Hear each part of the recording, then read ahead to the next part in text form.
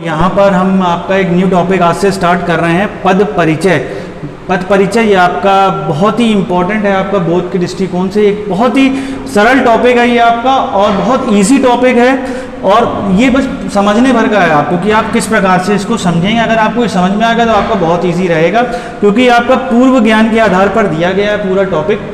जो आपने 6, 7, 8 में ग्रामर पढ़ी हुई है, उस ग्रामर के आधार पर आपको ये पूरा आपको करना पड़ेगा, पद परिचय देना होता है। आप समझिए पहले कि इसका अर्थ क्या होता है, पद और परिचय, क्योंकि किसी भी चीज़ को आरंभ करने के पहले हमें क्या कहते हैं, उसके शब्दों के ऊपर विशेष ध्यान करना पड़ता है, उसके शब्द को समझने पड़ते हैं। उसी आधार पर हम क्या कर सकते हैं, उस टॉपिक को समझ सकते हैं, उस पूरे कॉन्सेप्ट को हम समझ सकते हैं। जब अगर हमें सब शब्द उसके समझ में आ गए, उसका टाइटल समझ में आ गया, उस आधार पर हम उसको समझ लेंगे। पहला है आपका पद। यहाँ पर कुछ चीज़ हमने लिख के रखी, जैसे कि आपका पहले शब्द। शब्द क्या होता है, क्योंकि शब्द पहले एक इंपॉर्टेंट चीज़ है। वर्णों के सार्थक समूह को शब्द कहते हैं, वर्णों के सार्थक समूह को शब्द कहते हैं। जैसे कि यहाँ पर कोई शब्द है राम, ठीक है। अब ये जो राम शब्द है वो क्या कहते हैं, आपका वर्णों के मिलकर आपका क्या बना हुआ एक शब्द है राम, ठीक है। अब यहाँ पर एक शब्द हो गया है ये। अब क्या कहता है कि पद, नेक्स्ट टॉपिक आपका है पद। नेक्स्ट है पद। पद क्या होता है, अब जब ये जो शब्द है किसी वाक्य में प्रयुक्त हो जाता है तब वह पद कहलाता है। समझिए, जैसे राम बाजार जाता है, तो राम बाजार जाता है। तो यहाँ पर जब ये एक शब्द था, शब्द को हमने क्या कर दिया, अब एक सेंटेंस के रूप में हमने क्या कर दिया, इसको बना दिया। यहाँ पर एक सेंटेंस बन गया, राम बाजार जाता है। तो यहाँ पर अब ये शब्द बना करके अब यहाँ पर ये क्या हो गया, पद हो गया है। यहाँ पर ये पद बन गया है। अब इसी का हमको क्या करना है, परिचय देना है। जब कोई शब्द किसी वाक्य में प्रयुक्त हो जाता है तब क्या कहलाता है, वो आपका पद कहलाता है। उसका परिचय, जैसे परिचय का मतलब होता है इंट्रोडक्शन। इंट्रोडक्शन जैसे कि हम आपसे पूछते हैं कि आपका इंट्रोडक्शन क्या है, तो आप अपना नेम बताते, अपने फादर का नेम बताते, अपना एड्रेस बताते, अपनी हॉबीज़ बताते, अपना मोबाइल नंबर बताते। इस तरीके से आपका पूरा इंट्रोडक्शन होता है। उसी प्रकार से जब हम पद परिचय पढ़ते हैं ग्रामर में, तो यहाँ पर हमें पदों का परिचय देना पड़ता है, इंट्रोडक्शन देना होता है। तो किस प्रकार से हम देते हैं, अब जैसे ग्रामर में होती क्या क्या चीज़ें हैं, ग्रामर में हम पढ़ते हैं, हम आपको देखिए संज्ञा,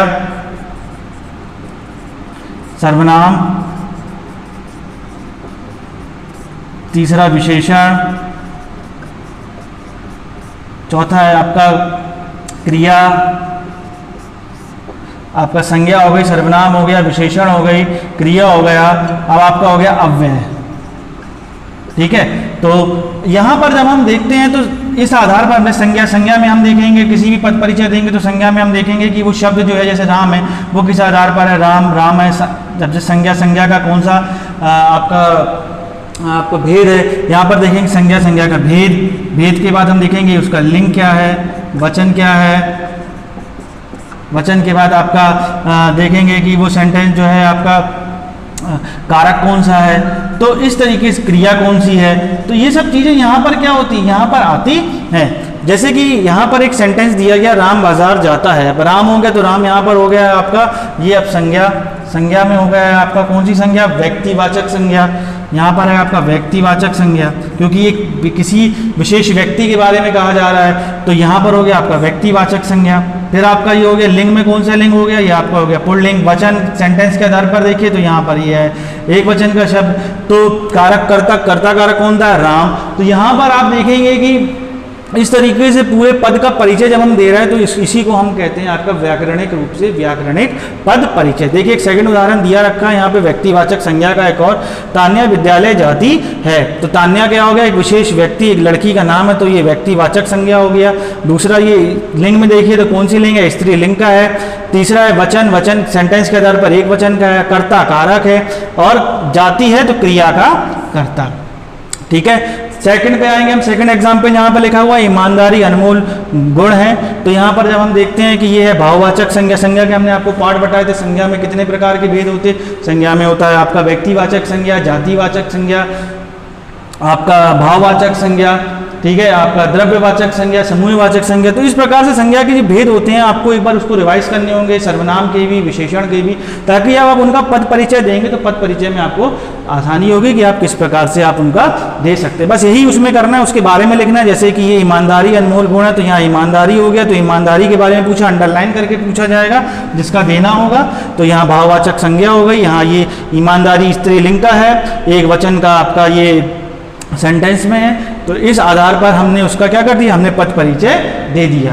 तो एक बार हम इसको फिर से एक बार रिवाइज कर लेते हैं। पद परिचय, पद परिचय शब्द शब्दों से मिलकर बनाता है, शब्द सार्थक शब्दों, वर्णों के सार्थक समूह को शब्द कहते हैं, और जब कोई पद किसी वाक्य में प्रयुक्त हो जाता है तब वो पद कहलाता है। जब कोई शब्द वाक्य में प्रयुक्त हो जाता है, जैसे राम इसमें प्रयुक्त हो गया है तो ये पद हो गया। अब इसका परिचय देना है, तो यहाँ हमने परिचय दे दिया, इसका भेद, और कौन सा भेद है उसका, जातिवाचक है, व्यक्तिवाचक है, लिंग क्या है, वो पुल्लिंग का है, स्त्रीलिंग का है, वचन एक वचन का है, द्विवचन, कारक है, कौन सा कारक है इसमें, क्रिया का कर्ता है, क्या है।